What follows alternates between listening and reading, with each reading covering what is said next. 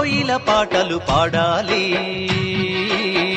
పల్లెల్లో అక్షర దీపం వెలగాలి, పల్లెల్లో అక్షర దీపం వెలగాలి.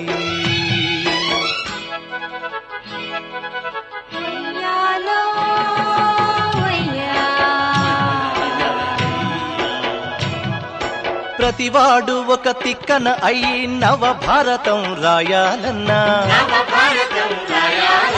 ప్రతి మహిళ ఒక మొల్ల ఓలే ఇక రామాయణమే చెప్పాలన్నా. ఓ కొండల్లో కోయిల పాటలు పాడాలి, పల్లెల్లో అక్షర దీపం వెలగాలి, పల్లెల్లో అక్షర దీపం వెలగాలి.